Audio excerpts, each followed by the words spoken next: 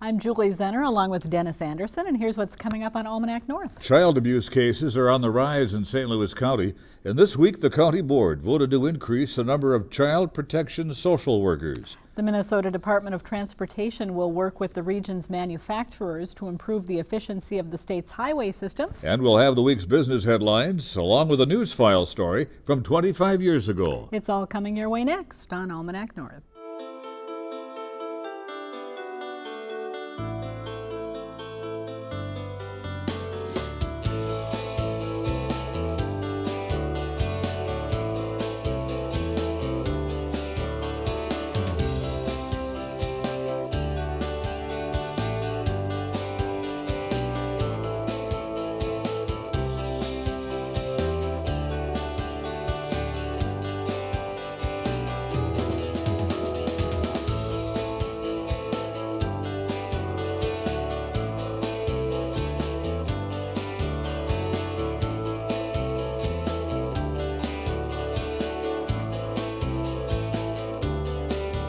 Hello and welcome to Almanac North. Thanks for watching. Denny, a couple of big weekends for tourism in the Twin Ports, starting with the Blues Fest this weekend. Absolutely, and then the following week we have tall ships.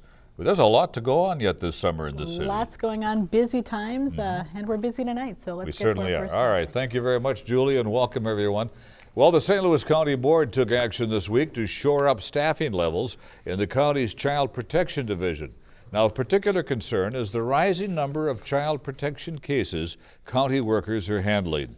The board this week okayed hiring 20 additional child protection employees who help children in need. And here to talk more about this issue is Paula Stocke, the supervisor of St. Louis County's Initial Intervention Unit. And Kathy Bottoms is supervisor of the county's ongoing child protection unit. I want to thank both of you for being here. And Paula, the number of child maltreatment cases we understand is going up. What's the cause of this? Do we know a cause? Well, I think it's a number of variables that are influencing that. The amount of poverty that continues to be prevalent in our area, the amount of drug use, continuing methamphetamine use, heroin, opiates. A lot of parents are using drugs, and the significant number of maltreatment cases that we have are related to drug use. And also we have the governor's task force that has made some changes to the child maltreatment screening guidelines, which has increased the number of reports that are screened in as well. It sounds too like maybe we're experiencing more mental health issues than perhaps we've ever done in the past. Yes, definitely. It's compounded with the chemical use, and together those two issues are a significant number of the cases that we're dealing with. Kathy, talk about what that does to your department and why this additional staffing right now is so critical.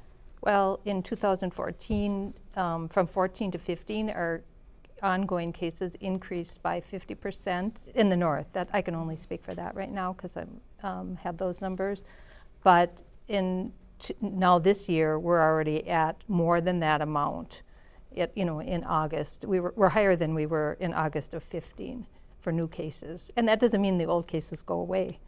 So permanency for kids take a long time if we're going to transfer custody or do a termination of parental rights.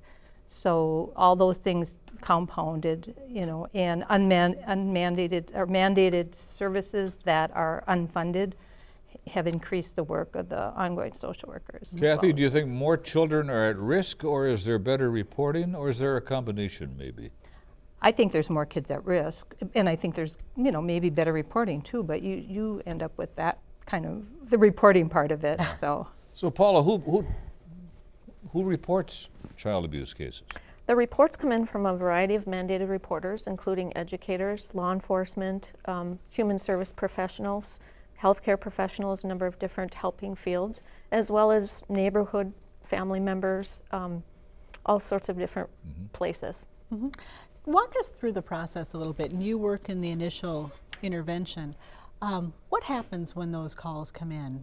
How do you move forward? How do you prioritize if there are lots of cases coming in at the same time? Sure. We have screeners within St. Louis County, and they take the calls and collect the information, write up the information. We review it to see if it meets criteria for a child maltreatment report, and that's consistent with the screening guidelines that are outlined in the state. And if it does meet criteria and we do need to conduct a child maltreatment investigation or family assessment, we either have 24 hours or 5 days to respond, depending on the level of severity of the concern. Not always are we able to find people in that time frame, so we are concerned about timeliness. The other issue for us is St. Louis County is a very large geographic area to cover, and so if we can't find the people on our first visit, you know, it's difficult to get back to those remote communities repeatedly. Mm-hmm. Now, the abuse or neglect, how does the state really define that? You know, when somebody calls in and reports some sort of maltreatment of a child, how do you kind of put that on a spectrum? The screening guidelines and statute, Minnesota statute, are what we have to follow, and neglect, physical abuse, and sexual abuse are all defined in statute and screening guidelines. The serious maltreatment, egregious harm, malicious punishment, things like that, are the kinds of cases where we would respond more swiftly, and we are seeing a large number of maltreatment reports related to parents that are using drugs. Examples might include kids finding their parents with needles in their arms, or, you know, those types of serious situations. So Kathy, at what point can a child be taken then from his or her parents? Well, if there's immediate danger and we don't have any other relative that's safe for the child to be with, then we would have to get the police to put a hold on the child. So you can call in the authorities, Yeah. and they will run right over there if that's necessary? And sometime they go out with one of Paula's workers or with one of my workers if there's concern, you know, that there's a lot of drug use somewhere, and somebody is called in that there's, you know, a concern for children. Does the court system get involved fairly early on? In some cases, yes, you know, but if we can do, you know, we do some voluntary placements with families, and so that the court doesn't get involved for 90 days. Mm-hmm. How long does your department work with these children and families? You know, it's ongoing child protection. Is there a point where these families are kind of okayed to be on their own, or do these cases just kind of keep building up and the caseloads keep building up? They do, and they, you know, we can close cases if we feel that there's child safety and there's enough safety even within a family, or safety plans within a, you know, the extended family. But also there's many that go on for a long time because parents haven't made adequate improvement with their, you know, drug use or whatever it is that's gotten them in there. So some cases could be 3 years. You know. Paula, is there a greater need now for foster parents? Absolutely. We try to license relatives whenever possible, so it's not too disturbing for kids. But we're always looking for more foster parents. So kind of walk us through that a little bit. If somebody is interested in becoming a foster parent, what do they do? Well, the first thing would be to contact our agency and have an information session, if you will. And that can be individually or in a group session. I know there's information on our website about how to learn more information about that. And then there's a training process and background checks for people to go through, so we're sure that they're appropriate caregivers for the children we're placing. It was interesting what you said. Sometimes family members will take a child. Absolutely, we have that a lot. Does that happen quite frequently? It does. The state really wants us, and we want families to be able to maintain the children in their own family environment, and so we are licensing a lot of relatives and close friends, if you will, that they already know. And that's, I was just going to say, and that has increased, you know, foster, we have foster care workers, I supervise them too, so their caseloads have gone way up too because they're licensing, you know, many different people who might only be licensed for 2 children rather than, you know, 20 or 100 or something, so, but it's good for kids. So let's talk about the opportunity that you have right now with these new positions opening up. How do you find the people? Is there a waiting list of people who want to work for the county and get into this work, or where are you right now with that potential hiring process? Well, first I can say we have a lot of excellent employees that are dedicated, and we are very much looking forward to having more people, because people just haven't had the time to do the safety checks the way that they want to do them, the way that our communities really deserve to have them done. And right now we do have a list through the Minnesota Merit System of applicants that are interested. I strongly encourage anyone that has a human service degree that is interested in this field to check that out and apply, so we can build that list given the 16 people that we're going to be hiring in the very, very near future.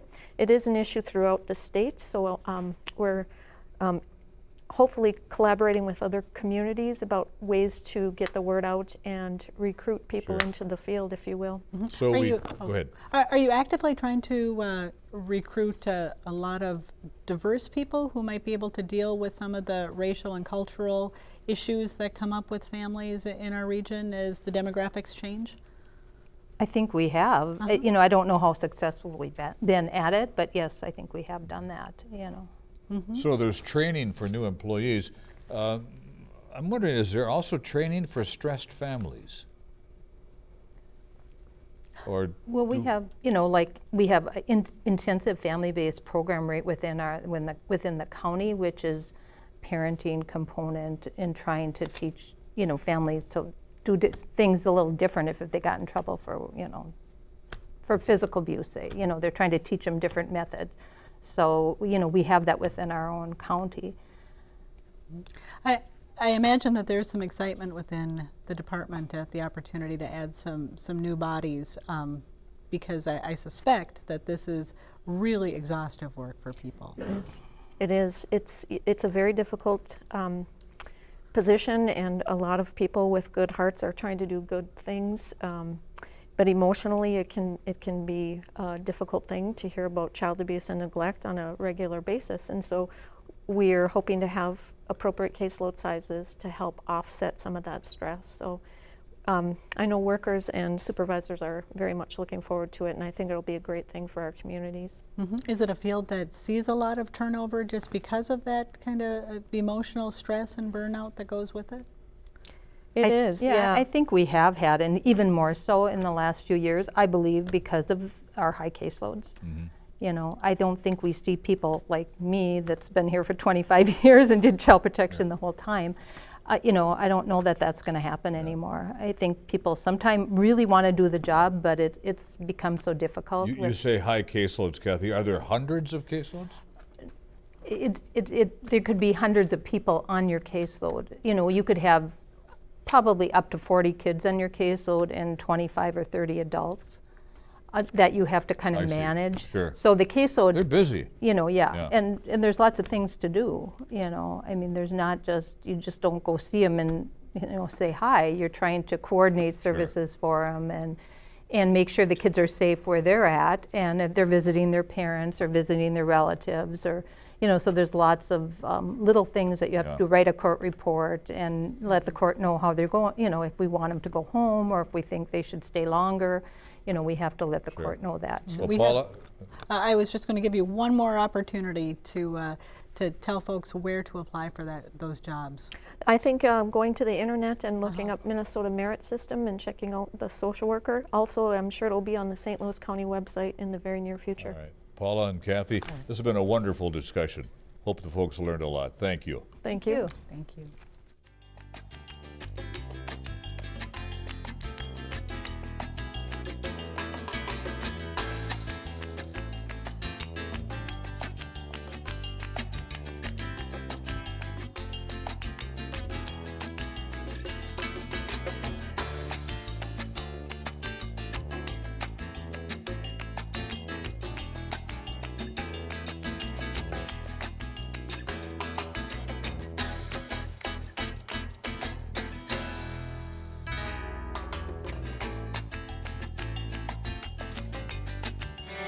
Now, let's dig into our news file archive for a look at what was making news 25 years ago this week. Gentlemen, start your chainsaws.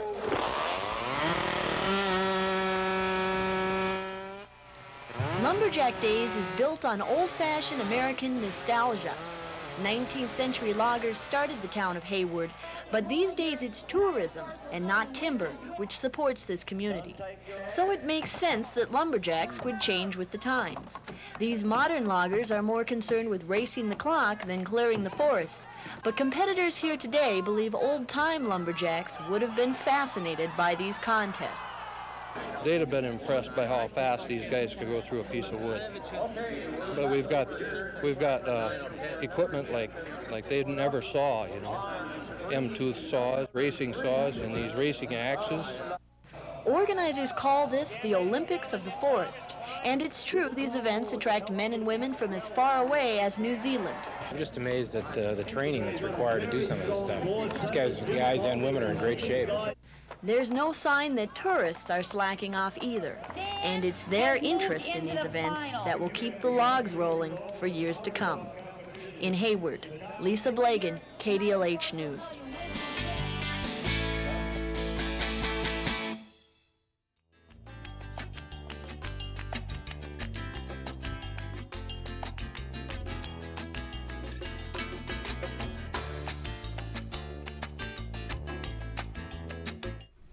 Billions of dollars in manufactured goods are shipped on Minnesota highways every year.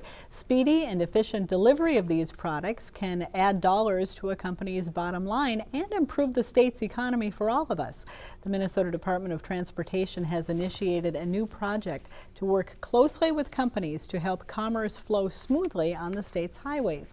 Joining us with more on this effort is Duane Hill, MNDOT's District 1 engineer in northeastern Minnesota. Duane, thanks for being here again. Good to have you back. You're welcome.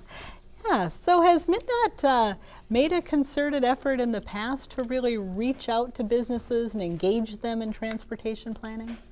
We have, but this effort it started in southeastern Minnesota, and it's proven to be a really responsive way to interact with the businesses in each region of the state. So starting here in a month or so, we're going to be interviewing businesses in northeastern Minnesota. And what I see is going to be really interesting about the discussions we have with the businesses. We're going to be able to do some things that are going to help businesses almost within a very short time frame, within less than a year. Some immediately, some less than a year, other things within the current programmed list of projects we have. So Duane, can you give us some examples maybe of what you hope to glean from the businesses and then put into practice what they're telling you? I'll give an example that I heard from southeastern Minnesota. There was a dairy farm that had 600 cows, and they got to milk the cows twice a day. And it was along a state highway in the part of the state where when the wind blows, they close the road in the winter.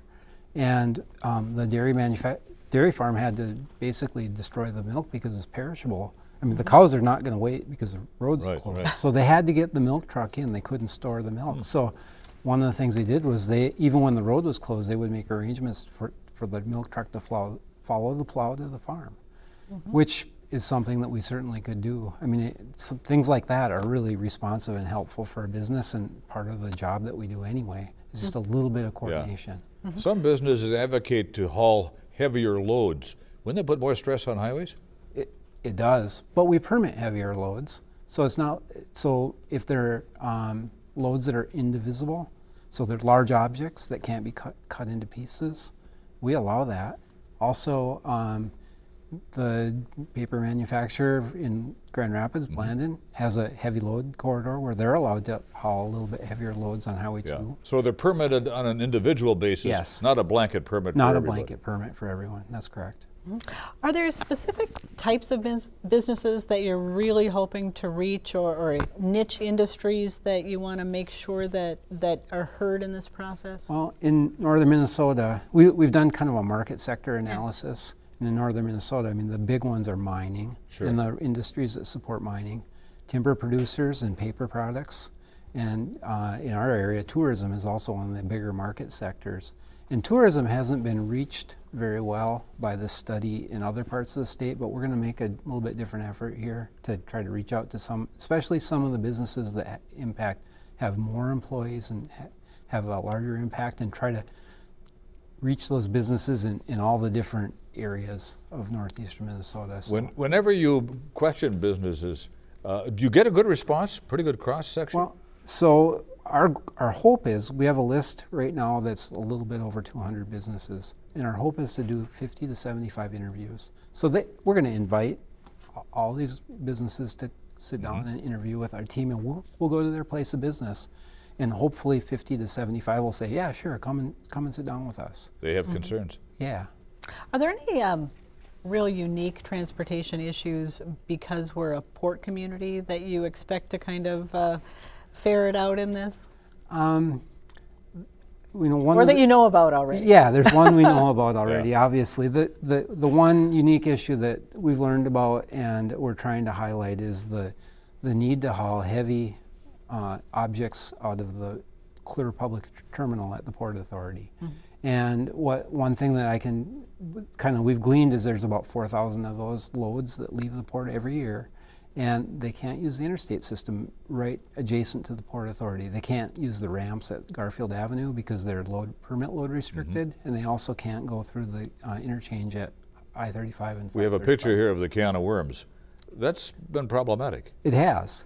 It has. So there was a new federal highway bill about a year ago, and part of that highway bill is a program to help improve freight movement, and they had a grant application program, which we tried to receive money to replace that interchange. And so we submitted an application last spring. We did not win the competition, but the program goes for 5 years, and we're going to get to resubmit next year, and if we aren't successful, again the next year. The good thing is the discussion allocated funding to start really refining what we would do to replace that interchange. Yeah. And we're starting to have monthly meetings in Lincoln Park with the businesses there to engage them in helping identify what the solution is and meeting their needs. And in the end, hopefully we'll be able to replace all that infrastructure in one project in a couple of years, and in a couple of year time frame, and really make a difference for the businesses along the harbor. Sounds like down the road a little bit there could be an elimination of the can of worms. Well, hopefully we'll call it Twin Ports Interchange when we're done.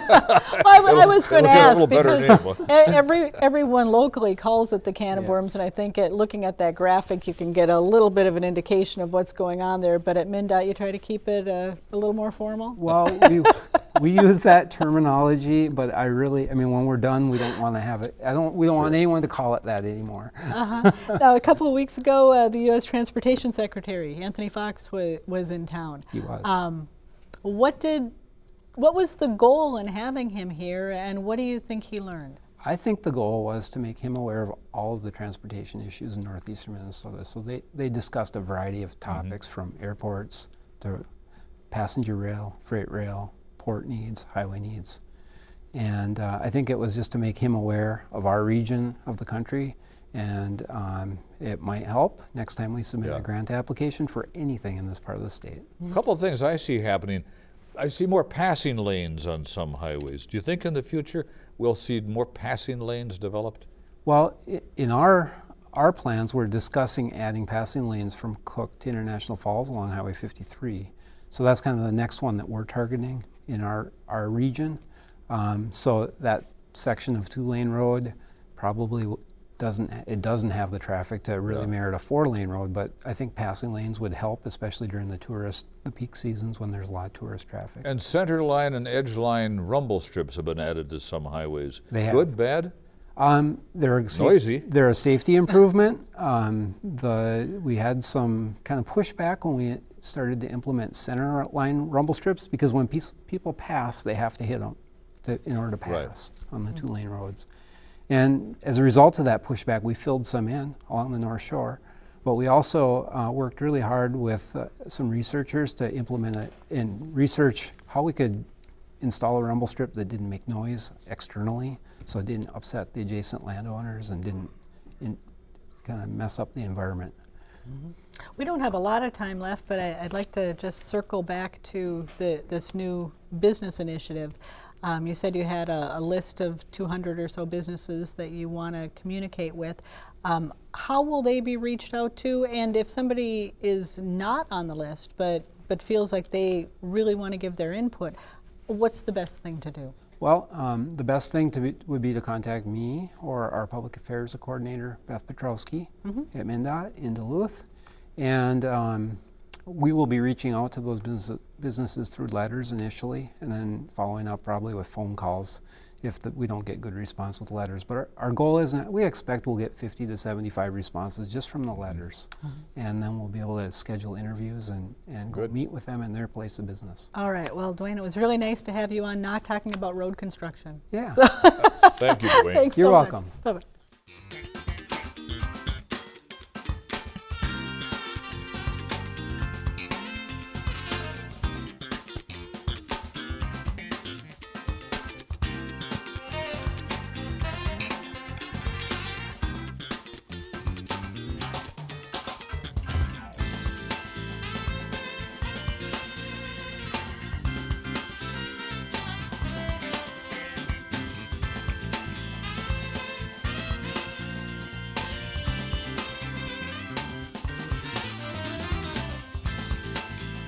Well, it's time now for the business headlines from the folks at Business North. Two large Minnesota-based newspaper publishers announced Wednesday they will combine. Adams Publishing Group plans to purchase ECM Publishers, founded by former Minnesota Governor Elmer L. Anderson. Adams already owns newspapers in Virginia, Hibbing, Grand Rapids, Ashland, Spooner, and Rice Lake. ECM is one of the largest publishers of weekly newspapers in the country, owning 50 publications across central Minnesota and western Wisconsin. The Minnesota DFL Central Committee has decided to delay taking a proposed stance that would have put the party on record against all forms of mining in the state. Even though Congressman Rick Nolan has strongly opposed the anti-mining movement, some believe his re-election bid against Republican challenger Stuart Mills might be endangered if the DFL takes a formal position against the mining industry. Mills says he strongly favors existing iron mines plus expansion into non-ferrous mining. The resolution was tabled until December, which would postpone the decision until after the upcoming election. The University of Wisconsin-Superior has added a certificate in music business to its list of academic offerings. The program will begin this fall and allow students to major in music and minor in business. The certificate is designed for students who are looking to make music their career but aren't interested in music education or performance. A UWS official says there are jobs in the music business that are good fit for people who are passionate about music and have great business savvy. For more on these and other stories, visit businessnorth.com. If you have something to say about our show, now is the time to call. Dial 218-788-2849 to leave a message or send an email to almanacnorth@wdse.org. You also can visit the WDSE website for information about your favorite programs, upcoming station events, and the latest program listings. And Denny, we've got to take advantage of the nice weather during these final weeks of August. And I suspect we'll have some great weather yet this month and into September. Generally speaking, we have nice Septembers around. I don't know. I've already seen some trees turning color. I have too. I've seen trees turning red. For Denny and the rest of the crew here at Almanac North, I'm Julie Zenner. Have a great weekend, everyone. We'll see you next time.